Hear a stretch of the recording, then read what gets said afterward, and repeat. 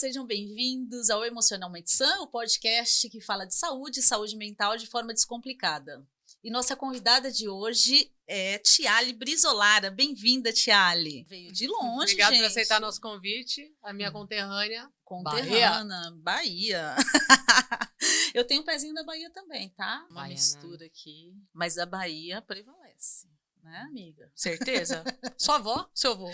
Meu avô. Seu avô, né? Meu avô, baiano, do interior da Bahia, fantástico, casou com uma japonesa, então imagina a mistura, né? Então, assim, tem história aí, viu? Ainda pro outro lado do papai ainda tem um Paraguai, então a gente vai... É bom que tem um tempero assim, né? Multicultural. Por isso que ela saiu meio pérola.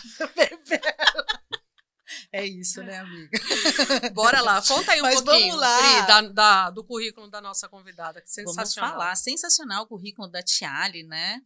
A Tiale, ela é psicóloga, ela é mestre especialista pela Universidade Federal da Bahia. Até a Si perguntou agora há pouco, Tiale, qual é a sua idade? Como você conseguiu tudo isso, né? Conta tudo, porque é um monte de coisa. Eu fiquei impressionada. Parece que ela tem 20 anos de idade, que estava comendo no bandejão até ontem, com essa carinha de menina. Ela falou, não, Simone, tenho 20 não, já passei da casa dos 20. Eu tô aqui achando o máximo, né? Só aparenta. Só aparenta. E a Tiale também, ela é especialista em análise do comportamento, ela é profissional treinada em terapia comportamental dialética, DBT, e também integrante do corpo de mentores e treinadores na DBT Brasil, além de ser professora de pós-graduação e supervisora clínica em DBT e análise do comportamento, né? Você sabe que eu dei uma resumida no seu currículo, sim, porque tem muito mais coisas. Seja bem-vinda. Família, né? Casal, adolescente, tudo isso tá em pauta. Hoje eu só tá em adolescente. Eu prefiro adolescentes, né? Meu grande público é adolescente. Mas às vezes a gente recebe um casal, né? A família, que o adolescente vem junto com a família. Traz o pacote. É o pacote que tem que vir integrado, entendeu? Pra coisa funcionar. E eu falo, a gente não pode pôr na porta assim, né? Só atendo família, só atendo casal. Às vezes a gente pega uma demanda e segue tocando. Mas você sabe, se tem uma coisa muito legal também, né? Ter profissionais, colegas, né? Amigos como a Tiale. Eu não atendo adolescentes, né? Mas eu posso atender os pais muitas vezes. E aí a gente faz, né, esses encaminhamentos. Então a gente funciona dessa forma também. Mas vamos conhecer seu trabalho, vamos lá. Me conta aí, Tiale. Você veio de Salvador para São Paulo faz 1 mês e meio. Recém-chegada, passando frio. Veio logo no inverno. Circunstâncias da vida, né? Eu vim fazer um treinamento sobre DBT para trauma e aí aconteceu aquela oportunidade de estudar adolescentes mais à frente aqui. Aí eu disse, então já tô aqui, vou ficar. Pronto. E aí fiquei, e aí trouxe a casa inteira, o marido, o gato. Estamos aqui. Você mudou toda a família pra cá. Como é o nome do gato? Marcha. É uma homenagem à fundadora Marcha. da abordagem. Que linda! Adorei! Amei! Tem uma amiga nossa que o cachorro dela chama Freud. Tem que ser, tem que ser. Vamos lá, deixa eu fazer uma pergunta. Conta pra gente, pra quem não conhece, o que é a terapia dialética? Ela foi fundada ali pela década de 80 como uma tentativa de tratar o que era chamado de pacientes intratáveis. Pela Marcha. Pela Marcha, exatamente. Conta um pouquinho, só quem é a Marcha, porque eu acho que nosso público não conhece. A Marcha, ela é uma psicóloga, ela hoje é professora aposentada da Universidade de Washington e ela até ganhou um prêmio, acho que foi em 2000, 2011, como... Tem aqueles prêmios, né? A Revolução da Psicologia. Ela ganhou um prêmio porque ela desenvolveu a abordagem para tratar pessoas que até então eram consideradas intratáveis, com questões de saúde mental complexa.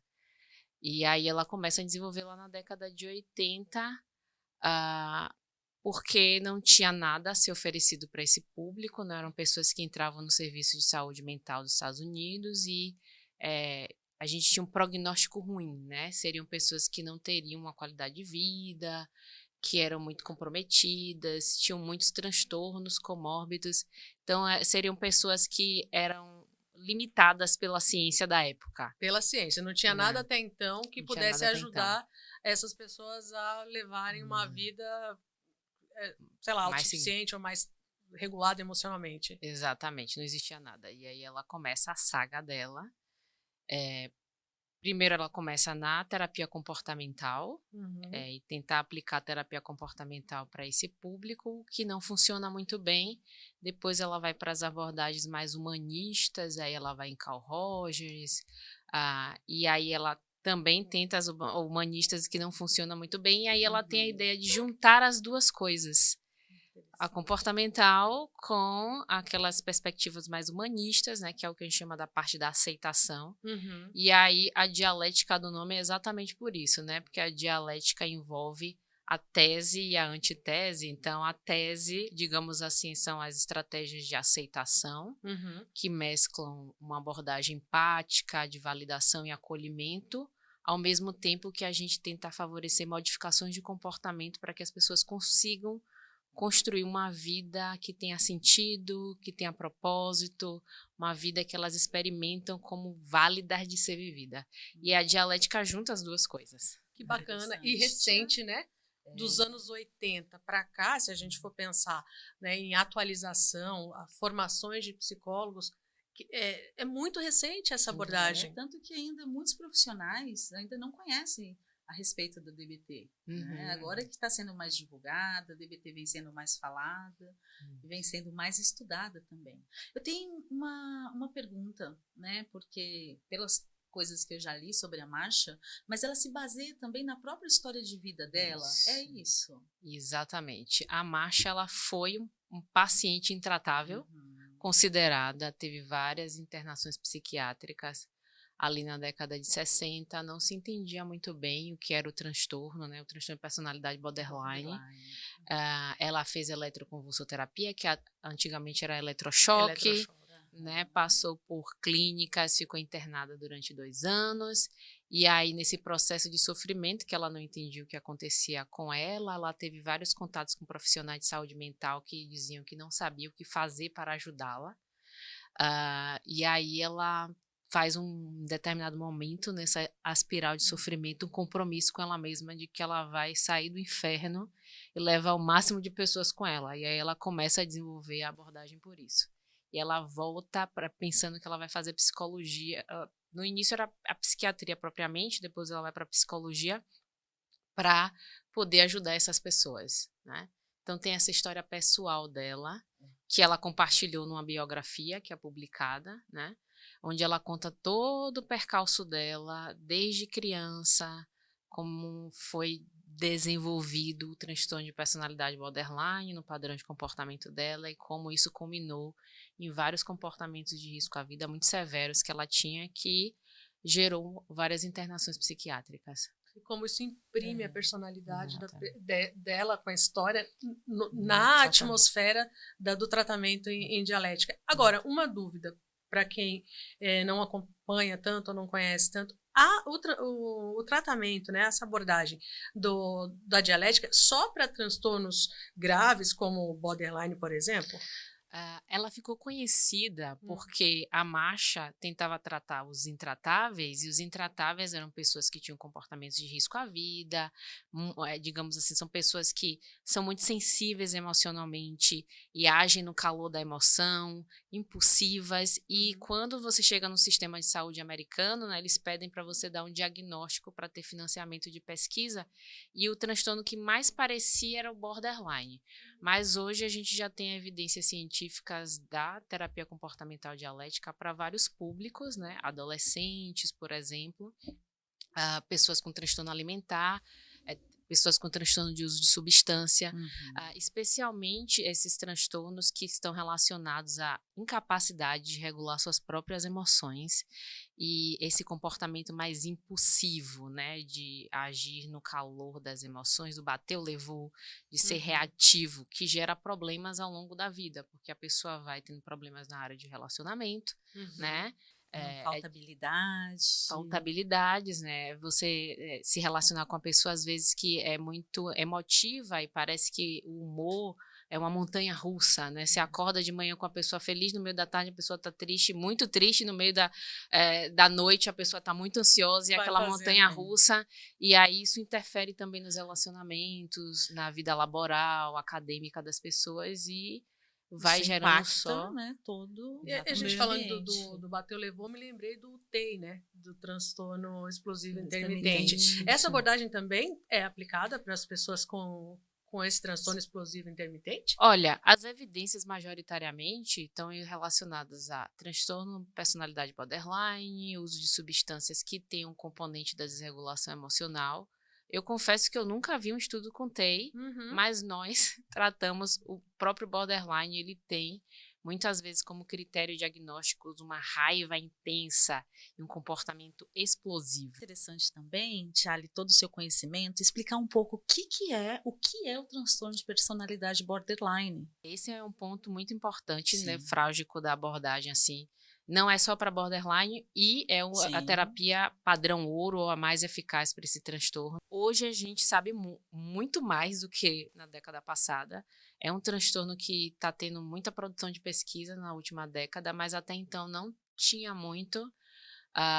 Grande parte dos profissionais de saúde mental não estão capacitados para fazer uma avaliação diagnóstica e passam muito tempo com clientes que eles não conseguem entender que tem alguma coisa, e muitas vezes os clientes que se descobrem, muitas pessoas chegam para mim e dizem assim, porque eu vi na internet um amigo meu disse que eu era a cara daquilo, aí eu assisti o filme tal, eu vi Garota Interrompida, eu vi aquele filme, e eu disse, sou eu, e aí eu percebi que tinha alguma coisa a mais do que uma depressão, a mais do que uma ansiedade.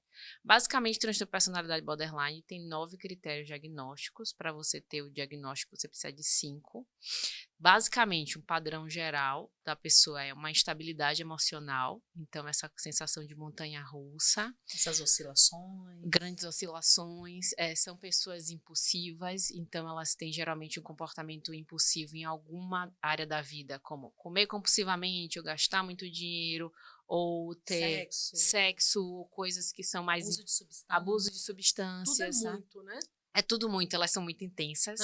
Elas têm essa sensação de que eu sou muito intensa. No afeto também, né? No afeto também. Muito intenso. Pro bem e pro mal, né? É no 880. Amo, odeio. Exatamente, são pessoas 880. Quando você diz assim, nossa, parece que fulaninha é 880, é tudo muito intenso, né? Muito, assim, emotiva ou impulsiva, né? Essa é a característica do borderline. Vive na distorção cognitiva, né? Do 880.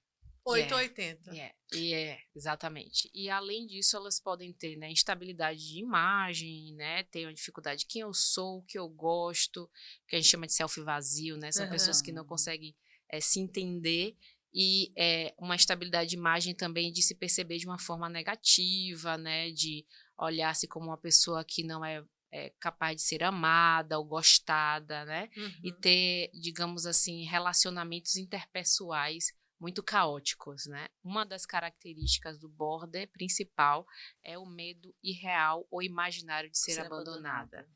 E isso leva a comportamentos extremos para evitar o abandono. Tanto romper o relacionamento de forma abrupta, com medo disso, ou aquele muito apegado, né? Não aceita o término, se prende à pessoa, faz de tudo para não ser deixado. E pode não se apegar também? Esquiva também? Às vezes vive no 880. Então, às vezes a dicotomia, né? Aí, né? A gente tem pacientes que a gente chama de conexão desesperada e desconexão absoluta. Eles ficam entre dois polos, gente. Uma hora eu me apego muito, mas aquelas relações são tão sofridas e tão difíceis que eu prefiro ir para o polo contrário, que é não quero saber de ninguém. Não quero ter relacionamento de intimidade, evito qualquer relação que eu sinta que está próxima. Mas quando tem o apego, também tem uma característica de uma dependência emocional. E é muito forte isso, né? Então eu dependo do outro numa intensidade, né? Que a outra pessoa, por falta de habilidade, a outra pessoa passa a não entender também. Então o meio não entende, os familiares, as dificuldades nas relações, né, nos relacionamentos, quando você trabalha com adolescente. Então imagina, né, o quanto você enxerga ainda em isso, desenvolvimento, né, ter essa dependência emocional. E a gente está falando aqui, eu me lembrei de uma descrição que eu vi em algum momento que às vezes o transtorno border, ele parece aquelas plantas que vão se emaranhando, né? Pega o objeto do amor e vai grudando ali, vai se entrelaçando, porque o self é vazio, então eu preciso do outro para me estruturar. E acaba que se perde dele mesmo, né? O que eu gosto? Eu tô apaixonada por você. Você gosta de música sertaneja, eu começo a gostar de música sertaneja. Se você gosta de rock, eu começo a gostar de rock, né? Então eu meio que quase que imitando aquilo para me estruturar, porque eu tô vazia, né? Existe essa questão, né, de despersonalizar também, né? Ela veste uma personalidade alheia, né? Porque ela precisa disso também para ter um self. Exatamente. Isso vem com uma relação do desenvolvimento. O paciente que é borderline, majoritariamente, ele tem uma dificuldade de regular suas próprias emoções. Então, eles são pessoas sensíveis, sem pele emocional, e quando eles sentem emoções intensas, eles não sabem o que fazer para se acalmar, e eles agem no impulso dessas emoções. E eles, geralmente, nascem em ambientes que a gente chama que tem comportamentos invalidantes e não tem um bom encaixe. Então, o ambiente, ele não ensina o border a regular essa intensidade. E aí isso vira um transtorno. E esse ambiente geralmente acaba passando alguma mensagem que o que eles pensam e sentem não é confiável, é errado, é errático, é ruim, e que eles devem confiar no que as outras pessoas sentem e pensam. O ambiente já cria todo esse cenário. E aí vem a ideia, aí vem um indivíduo com self vazio, né? Eu preciso que o ambiente diga como eu devo me comportar, como eu devo expressar minhas emoções, o que eu devo gostar, já que o que eu sinto e penso não é muito confiável, que eu sou muito, digamos assim, eu sou demais, eu sou errada, minhas emoções são problemáticas, então eu não posso confiar nas minhas próprias preferências, então eu dependo muito do outro. E aí eles fazem essas relações de dependência. E para serem aceitos, muitas vezes, ou para serem gostados, às vezes eles passam a vestir a roupagem do relacionamento atual. Então, se eu tenho amigos que gostam de rock, eu estou no rock. Se tem amigos que gostam de reggae, eu estou no reggae. Como é que diferencia isso na adolescência, Tiari? Porque na adolescência a gente vive nos grupos, né? Exato. Tentando se encaixar para ser aceita. Eu era aquela adolescente hippie. Era a minha praia, assim. A Priscila era mais o surf, né? Ela surfava. Praia, gostava né? de sol. Gostava de sol. E a gente também tinha um quê de reggae, assim. Mas são as tribos mesmo. São as tribos, a gente né? precisa, enquanto adolescente, dessas tribos para que a gente possa se identificar. Mas depende da intensidade também. E o que diferencia a intensidade?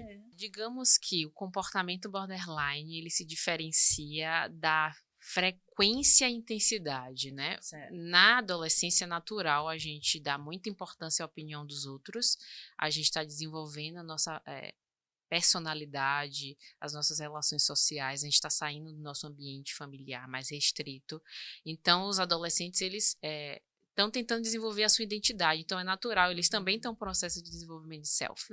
O adolescente que tem um comportamento borderline, ele tem isso muito intenso, extremo, e aí você vê uma linha normal que ultrapassa, e aí começa a ter comportamentos que trazem prejuízo ao desenvolvimento dele e às relações familiares. Então eles começam a ter comportamentos impulsivos, ou fazem uso de alguma substância, ou têm comportamentos autolesivos e coisas que começam a trazer prejuízo. Não conseguem ir para a escola, começam a ter muitas faltas, problemas com outros colegas, e aí sai de uma coisa de, é uma fase para, não, tem alguma coisa errada. Tem um prejuízo. Chamar a atenção de uma maneira diferente, né? Chama a atenção de uma forma diferente. Não, a gente olha, não, isso aqui tá muito caótico, tá muito sofrido esse adolescer dessa pessoa, né? A dor tá visceral, muito intenso, né? Como você falou, visceral. Não tem pele emocional. Então, tudo que toca machuca Exatamente. demais, dói demais. Adolescentes, às vezes, estão tentando se inserir em grupos e eles vão ter que lidar com rejeição, por exemplo, né? Certo. E uma adolescente que eu acompanhava, ela tentava se inserir em grupos e, basicamente, quando ela não conseguia ser aceita, ou tinha qualquer situação onde ela era um pouco deixada de lado, ela reagia com algum comportamento de se machucar. Então, isso deixava claro, tipo, poxa, ela não consegue lidar com a rejeição, tem alguma coisa errada, né? E aí os pais dela foram, né, trouxeram ela para terapia exatamente. Nossa, toda vez que tem uma situação interpessoal, eu não vejo os outros adolescentes reagindo necessariamente nessa intensidade, nesse sofrimento, fica sobre a cama, é uma tristeza avassaladora, se machuca, ficamos preocupados, e aí você vê que não, dá para diferenciar uma coisa da outra. Tem. Mas, de fato, a gente tem que ter um olhar clínico, né? Tem que estar capacitado, tem que entender um pouco da existência do transtorno. Agora, a gente está falando, né, dos pais que levam, e ao mesmo tempo do ambiente familiar invalidante. E aí eu fico pensando nesse núcleo familiar que vai formando, né, vai trazendo à tona, né, as características, intensificando e colocando essa criança, esse adolescente no espectro do transtorno, que a gente começa a ver aquilo borbulhando nos comportamentos. Esse ambiente, quando ele é invalidante, a gente está falando também de um ambiente de outras pessoas que já podem ter algum transtorno, tipo uma mãe narcisista, um pai também border, que não foi... Porque a gente tem um diagnóstico agora, acho que talvez mais intenso, mas antes a gente conhece vários borders que não tem diagnóstico, a gente olha e fala, esse daqui cumpre critério. E aí uma família que vem e não se reconhece, não teve diagnóstico, não fez tratamento. E essa família pode só jogar a luz naquele adolescente, dizendo, você é o problema da família? Sim. Não é incomum, por exemplo, você ver algum parente muito próximo ter o transtorno de personalidade borderline. Tem algumas estatísticas, não lembro exatamente qual é, mas tem alguma coisa assim, tipo, existe 2 vezes a chance de que um familiar tenha algum tipo de transtorno. A genética, especialmente de personalidade, de humor.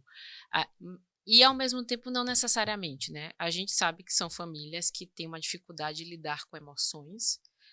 São famílias, eu digo assim, a grande maioria são muito bem intencionadas, porque a gente fala esse nome ambiente invalidante, parece que são famílias, né? Que invalidam, que fazem, que destroem a vida, é nada disso, nem tudo, né? Nem todos, nem todo o ambiente também, o meio ambiente é assim. Exatamente, né? A grande maioria das famílias é muito bem intencionada, na verdade. Os pais, eles querem o bem dos seus filhos. Eu digo, ninguém acorda dizendo, vou arruinar a vida dos meus filhos. Absolutamente não. Mas também tem essa questão da falta de habilidade dos próprios pais. E esse é o grande centro do comportamento da família invalidante. Eles não têm as habilidades ou as capacidades de regular suas próprias emoções e ensinar o indivíduo a regular as emoções dele. É como se fosse o mau encaixe mesmo, vem um indivíduo muito sensível com a família que não é muito habilidosa. Nesse sentido, como que a DBT trabalha? Já entrando um pouquinho no tratamento. Para a modalidade adolescente, que os pais controlam grande parte, né, dos comportamentos dos adolescentes, né,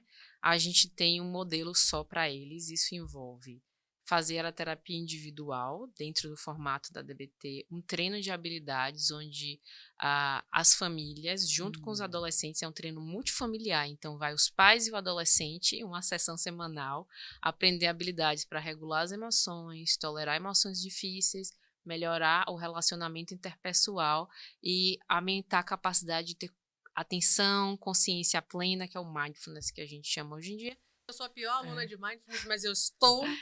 Tá tentando, o importante é a consistência.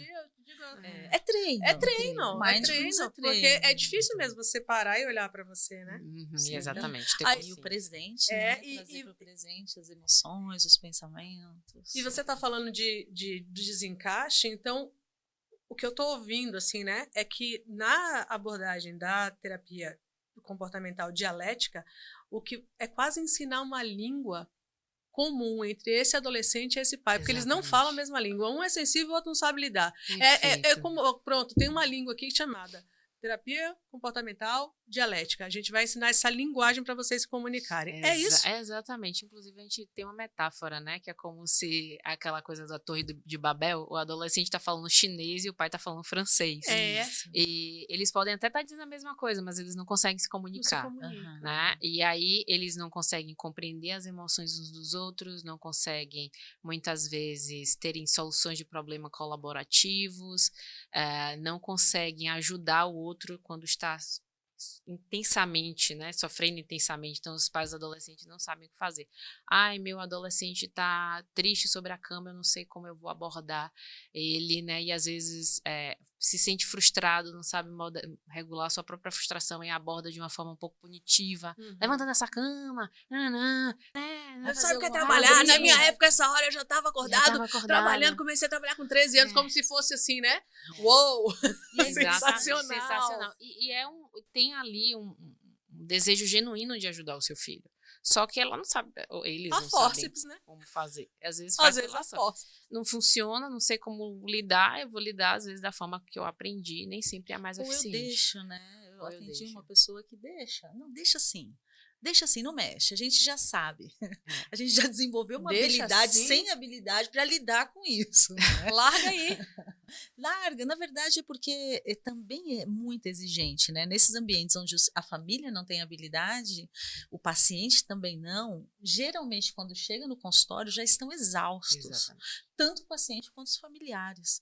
Então eles já estão tão exaustos que eles já não sabem mais o que fazer, não sabem qual é o diagnóstico. E a gente fala, né, Pri, a rede de apoio também cansa. Cansa. Cansa, e é tudo bem cansar, porque você não sabe o que fazer, não tem diagnóstico, você já está exausto. A pessoa já procurou alguns profissionais, já esteve buscando mais informações. Muitas vezes também é uma negação da própria família. As famílias passam por muitos estágios até chegar à terapia comportamental dialética propriamente. E não é incomum a gente ver familiares em burnout ou com um transtorno de estresse pós-traumático depois de ver o seu familiar tendo tentativa de suicídio, ou comportamentos desse tipo. Isso tem uma vivência traumática para as famílias. E isso contribui para que as famílias também fiquem desreguladas. E isso contribui para a desregulação do paciente. Por isso que as famílias, a DBT tem do treino para adolescente, a família ela é parte do treinamento, então do tratamento, então ela tem que vir para um treinamento mensal, tem sessões multifamiliares uma vez por mês, e para adultos a gente tem um programa para as famílias, que é o Family Connection, Conexões Familiares, que envolve as famílias se darem apoio e aprenderem habilidades para poder lidar com suas emoções e ajudar os pacientes a lidar com as emoções deles. E isso melhora muito os resultados do tratamento. Nos Estados Unidos, o sistema de saúde, você disse que já tem o protocolo, a DBT, ela já está inserida no sistema de saúde. Nos Estados Unidos, o sistema de saúde é um pouco complexo, né? Porque tem aquela questão do plano, dos privados, mas tem programas, tipo, na Universidade de Washington, na Universidade de Nova York, que são esses pesquisadores da DBT, que tem esses programas que as pessoas geralmente buscam, né? Tem um hospital de Harvard, que tem o Alan Frusetti, que tem um programa de DBT aberto para as pessoas, né, buscarem. Claro que tem filas e longas listas de espera, porque tem uma grande demanda e uma dificuldade da gente abarcar toda essa demanda. Tem muitas pessoas aí sofrendo intensamente, né? A gente tem uma prevalência alta, que é 5,9, estima-se, então tem bastante demanda. Da população em geral. Da população mundial. Agora você estava falando, né, da dificuldade dessas famílias para lidar, e eu fico aqui imaginando o sofrimento, né, a sensação de impotência, e se a gente que está muito mais ligado à ciência, estudando psicologia, estudando as novas ondas, né, da terapia cognitiva, da dialética, isso começou a pegar força dos anos 80 para cá e ainda é estudado, então o nosso recado para as famílias é: vocês estão fazendo o que podem, peçam ajuda o quanto antes, porque até para a ciência, a técnica ainda está nova, né, recente, não é todo profissional de saúde emocional mental que sabe lidar e sabe o que fazer. Então, o importante é se perguntar: como é que eu faço um diagnóstico e quem que eu procuro, para não ficar perdendo mais tempo, né? Não investindo tempo e dinheiro com abordagens que não são específicas para aquele tratamento. Exatamente. Hoje, no Brasil, né, a formação em DBT ela é específica para profissionais psicólogos e médicos psiquiatras. Exatamente. Me corrija se eu estiver errada, mas nos Estados Unidos eles também treinam outros tipos de profissionais? Lá nos Estados Unidos tem um sistema educacional um pouco diferente do nosso, certo. Então você tem enfermeiros e assistentes sociais que também fazem partes do tratamento, ou até ele inteiro. Assistentes sociais podem fazer serem terapeutas e treinadores de habilidades, enfermeiros conseguem ser treinadores de habilidades em DBT, mas é porque o sistema deles é diferente, né? Então, a pessoa que faz serviço social, o assistente social, ela tem uma formação em comum e um background em comum com a psicologia, e ela tem que fazer um mestrado, um doutorado na área da psicologia para poder ser psicoterapeuta, né, propriamente. Aqui não, aqui a gente tem uma formação um pouco diferente, né? Então, a gente restringe para psicólogos e médicos psiquiatras, porque isso exige um certo background, um certo conhecimento mais focado, digamos assim, no comportamento humano e nas matérias relacionadas ao comportamento humano, propriamente. A gente estava até conversando, até com o Vinícius Dornelles, que é da DBT Brasil, né? Você também. A gente estava falando o quanto a DBT também pode ser aplicada a um sistema único de saúde, né? E treinar outros profissionais que estão na linha de frente, como professores, enfermeiros, assistentes sociais, outros profissionais que possam dar esse primeiro suporte também. Até porque eu imagino, né, e pelo que a gente conversa com o Vinícius e sabe da dialética, com a Edela também, não é um paciente que você trata sozinho. Exatamente. Você, como terapeuta, como psicólogo, não dá para você enfrentar um transtorno grave desse, só você e o teu paciente. Você tem que ter uma rede de apoio, correto? A gente trabalha que a DBT é uma comunidade de terapeutas tratando uma comunidade de pacientes. Tanto que a gente tem uma equipe de consultoria, que são terapeutas que trabalham com casos como esse, que se apoiam mutuamente e se encontram para discutir casos e para se motivarem a continuarem aderentes ao modelo da terapia. E os pacientes também, eles fazem os treinos muitas vezes em grupo, que é uma forma deles se apoiarem também, né?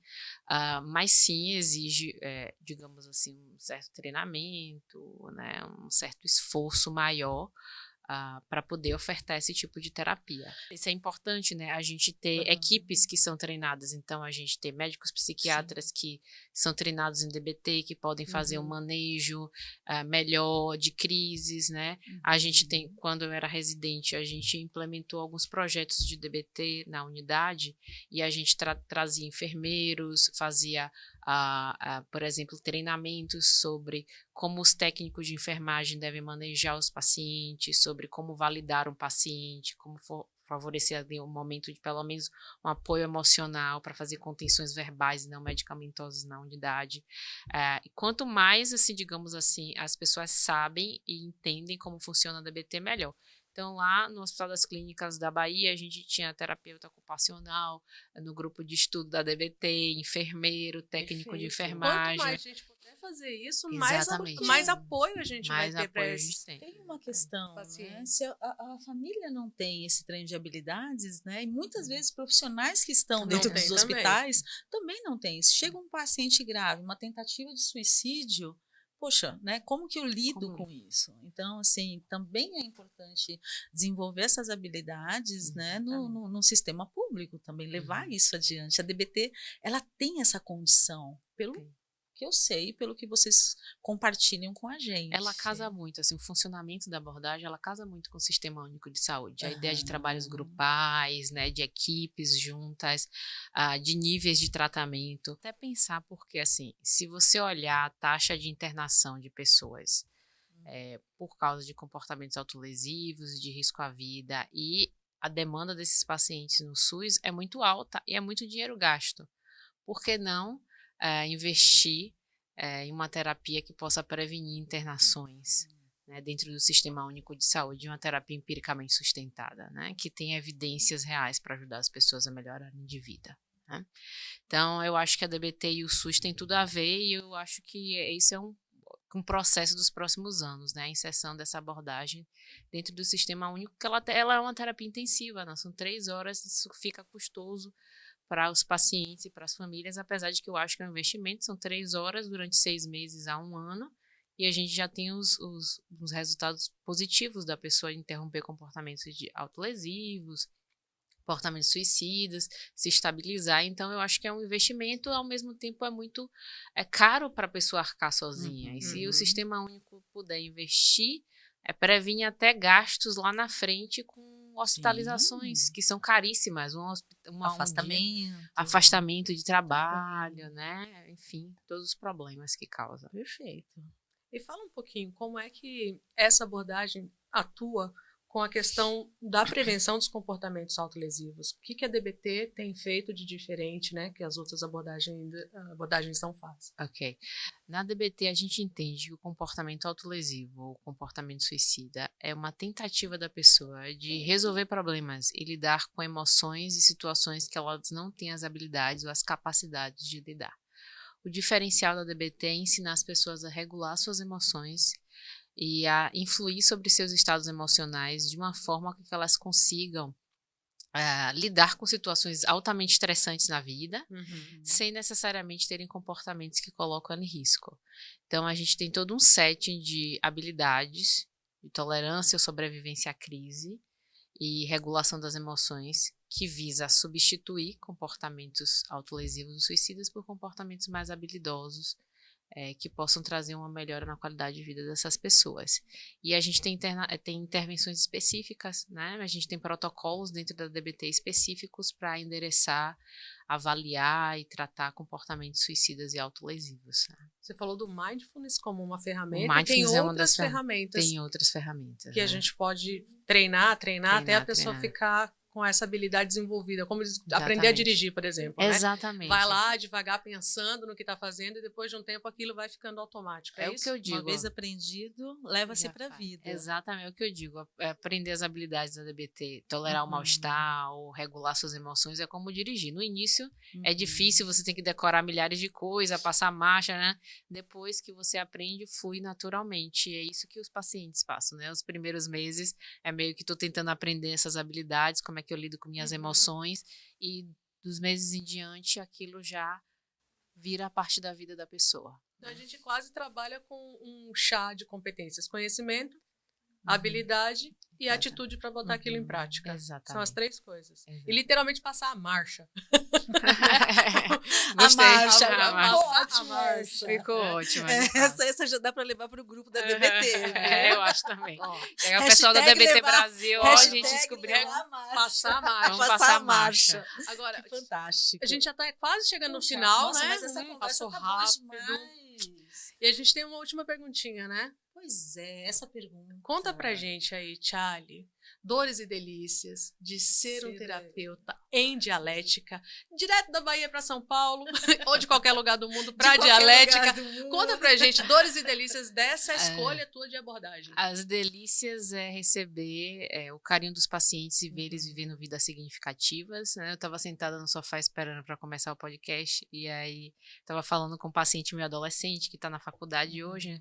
E ele mandou uma mensagem assim: eu gosto muito de você, você me tirou do poço, né? Devo muitas coisas a você. Eu acho que essa é a delícia, de ver pessoas que sofrem intensamente, em 6 meses, 1 ano de tratamento, recuperar suas vidas, terem relacionamentos, poderem ter uma vida mais feliz. Uma vida que vale a pena. Uma vida que vale a pena. Isso a gente, terapeuta, chora, assim, ver, ó.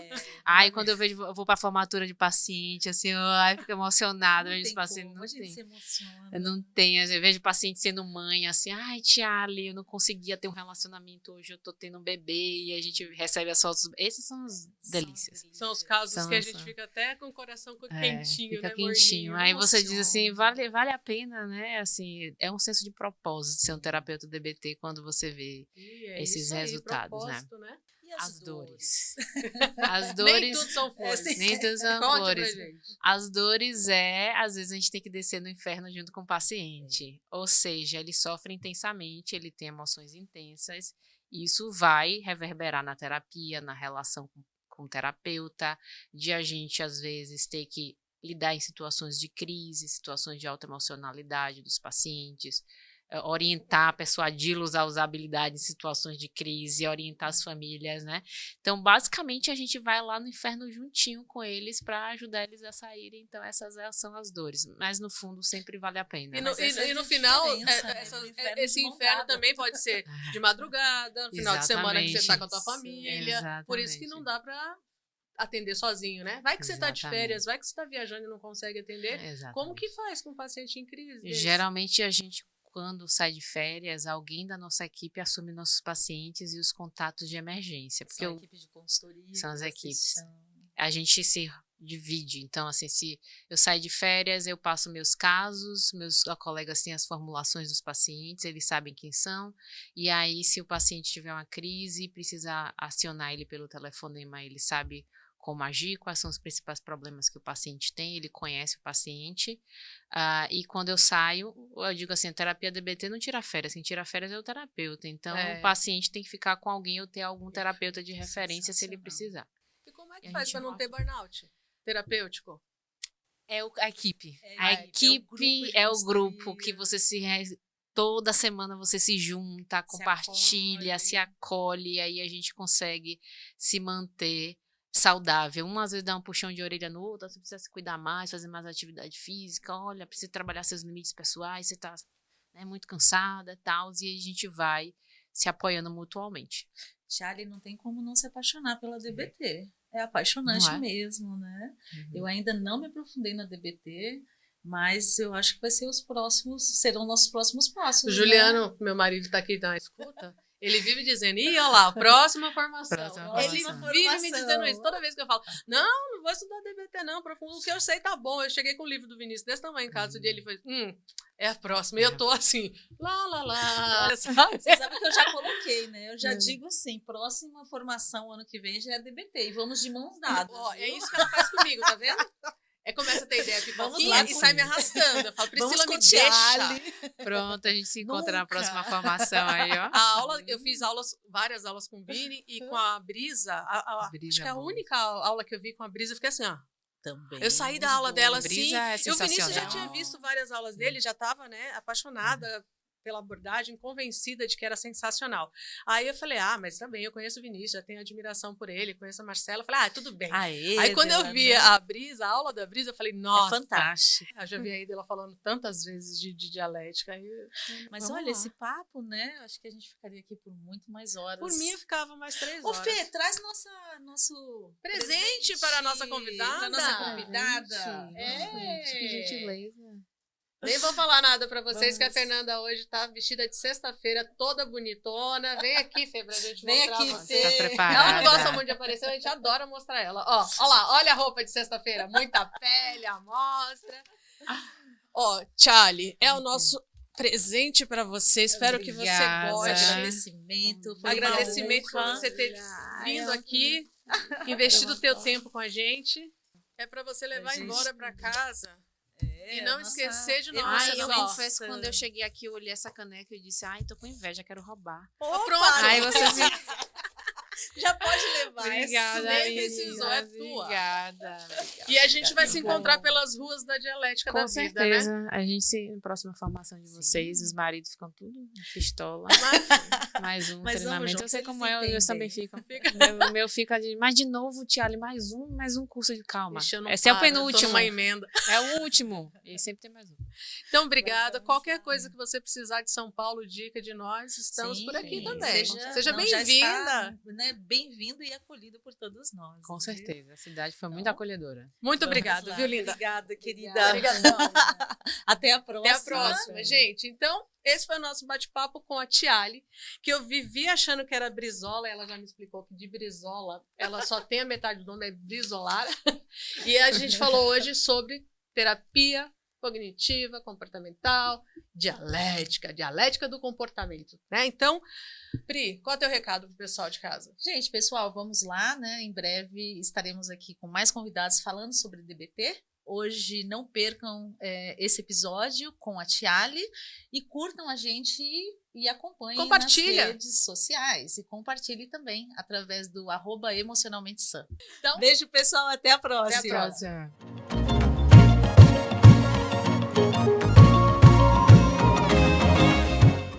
E vamos à nossa dica Psi de hoje. Eu sou Carla Fragomeni, sou psicóloga especialista em Mindfulness, atenção plena.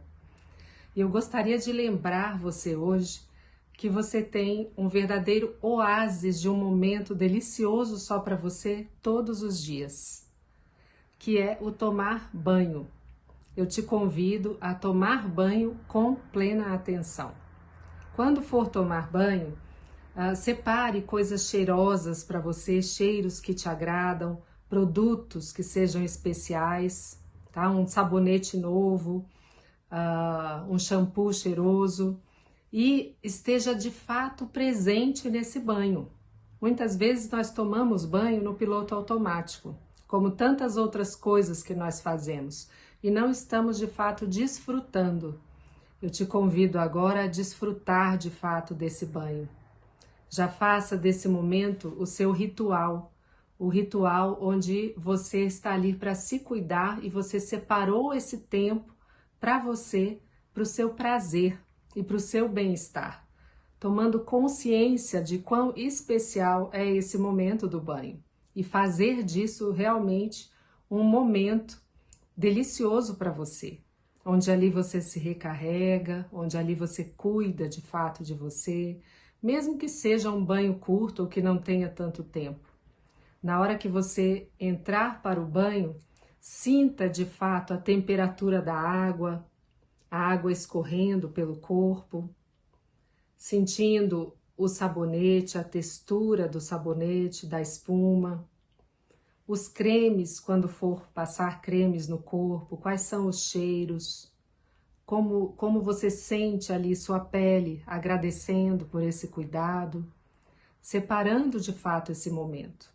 Muitas vezes nós estamos ali tomando banho e pensando na reunião que vamos ter ou no que temos que fazer no dia, e isso não traz uma qualidade de presença. Inclusive, de nada adianta ir para um spa caríssimo, passar um dia e estar ali numa massagem, porém a mente não está ali presente. Não adianta nada. Adianta muito mais você fazer isso no seu banho todos os dias. Todos os dias tendo esse momento para você, desse benefício, dessa alegria, dessa entrega e desse autocuidado. Sabendo que isso também é um ato de amor. Cuide-se. Nós precisamos nos cuidar, que estejamos sempre emocionalmente sãs. Um abraço, pessoal. Até a próxima.